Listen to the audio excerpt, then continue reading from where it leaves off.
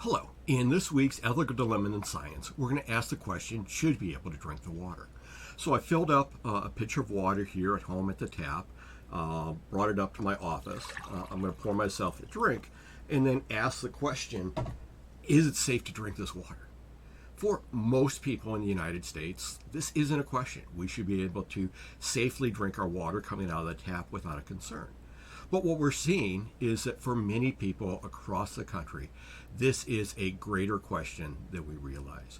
Are our water supplies becoming contaminated, making it so it's difficult or dangerous to drink the water? So this week's Ethical Dilemma in Science is based on news coming out of Philadelphia in which authorities were concerned about the quality of water. Now, I'm recording this on April 3rd, 2023, and so we're about a week after this incident occurred. And so about a week ago, a chemical plant upriver of Philadelphia had a spill of about 8,000 gallons of a liquid latex paint finisher. This is a material that basically overflowed in a storage facility, got into the storm drain, and then flowed into the Delaware River.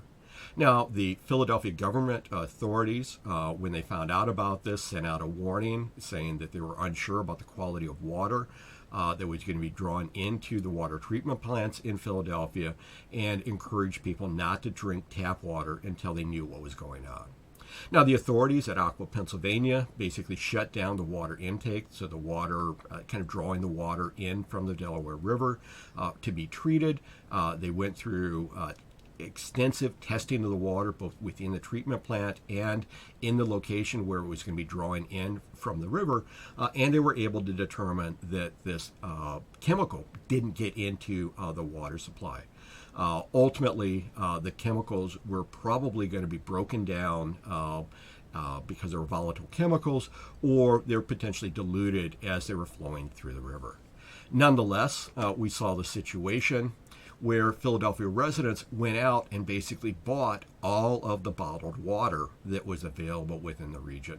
So many of the stores ran out of the supply of bottled water.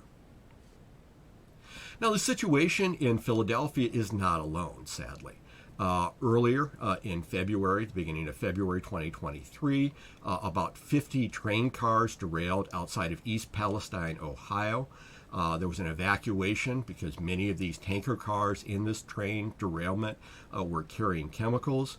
Some of the chemicals were a flammable gas that they were concerned about an explosion. And so the authorities allowed for a controlled release and a controlled burn. But ultimately, some of these chemicals got into the water supply.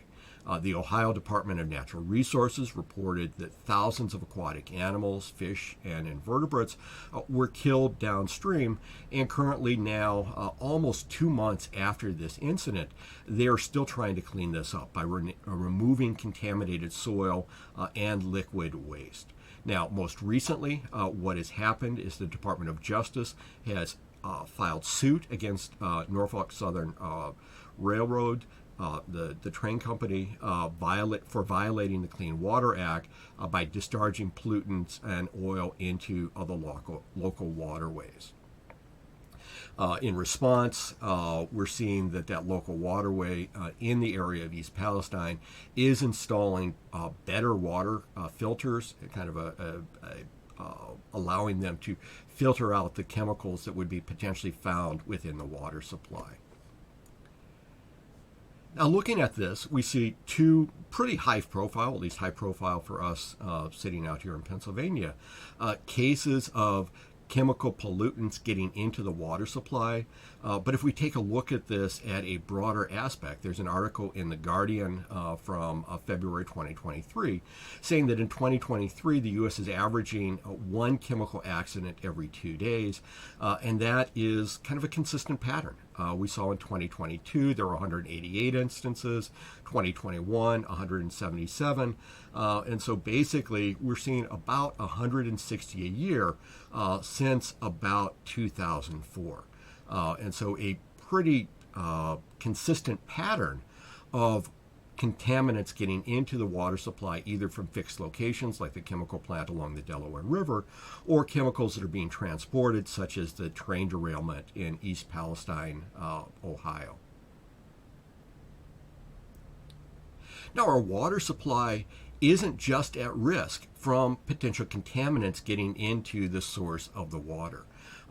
Most municipal water supplies are treated, and so these water treatment plants are also a location of concern.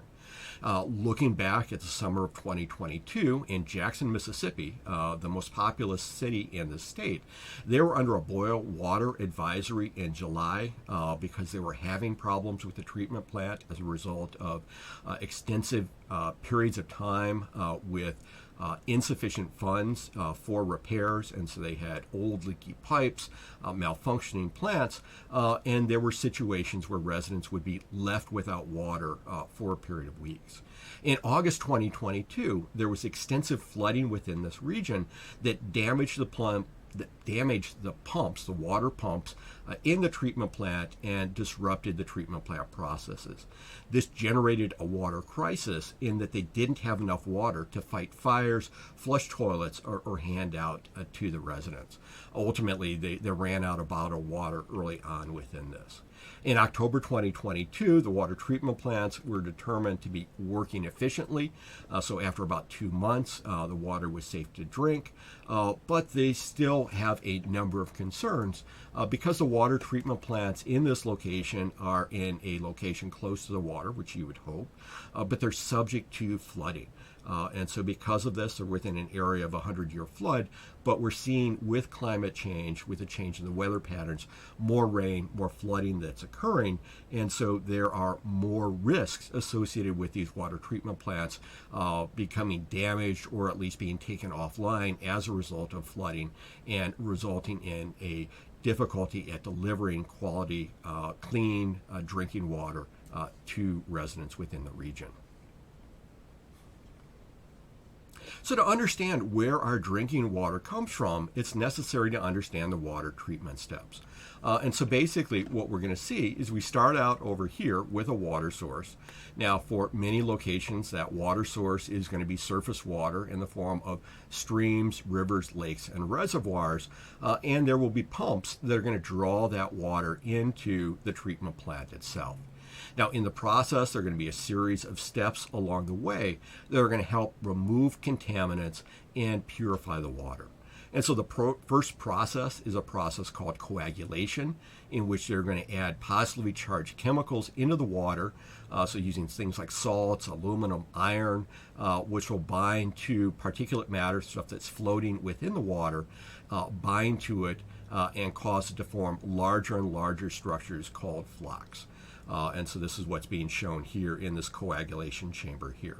Now, these flocks, these particulate matter, material that's floating around within the water, as it becomes heavier, it is ultimately going to become kind of mixed, and then ultimately resulting in sedimentation here.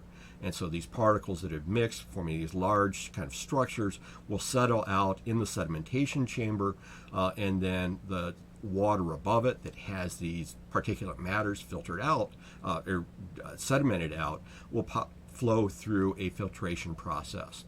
And so basically the water is added to the top of this, and then it is going to the water is going to flow through a series of layers, often using sand, gravel, things like charcoal, to remove other things that are found within the water.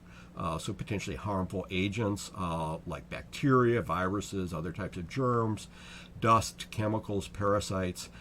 They'll be hopefully drawn out as it's flowing through this filtration chamber. They can add activated carbon filters to remove bad odors. And then ultimately what will happen is that all of this kind of clean water that has flowed through this water treatment plant will often have chemical disinfectants added to that.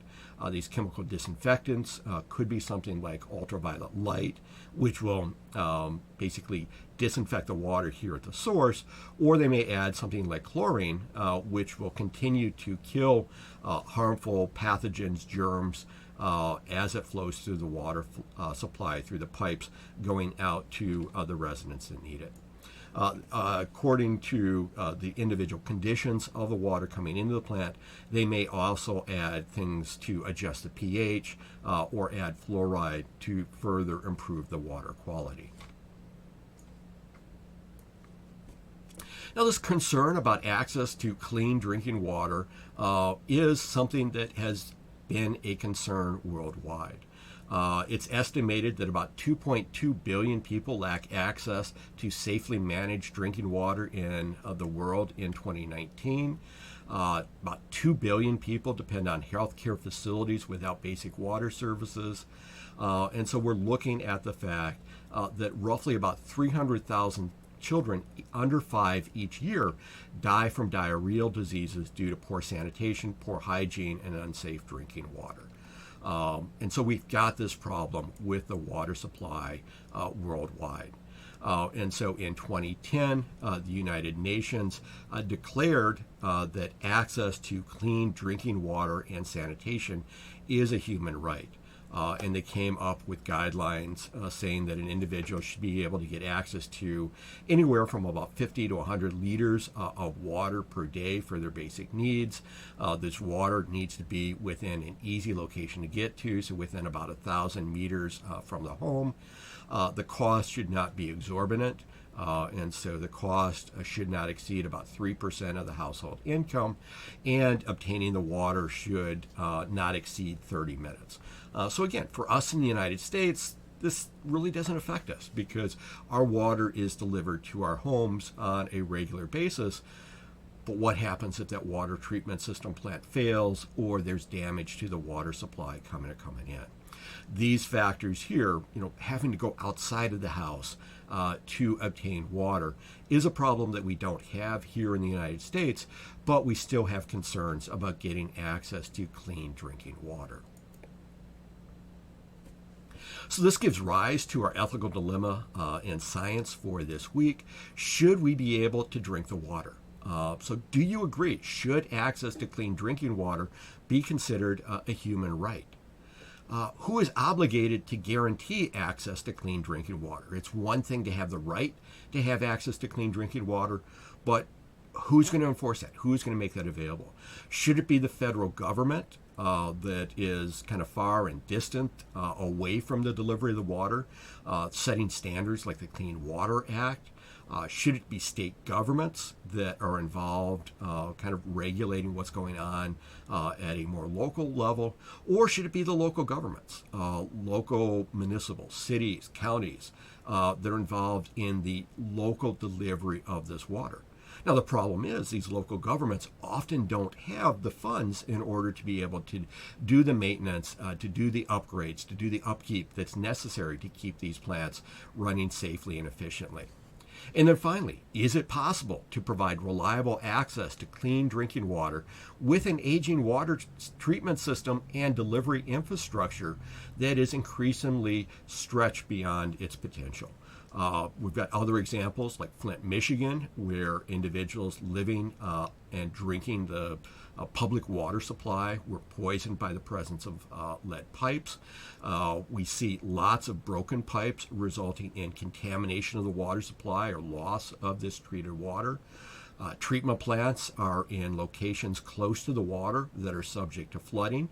And as we're seeing increased flooding occurring in the United States and in the world, this puts these plants at a location where they are susceptible to damage.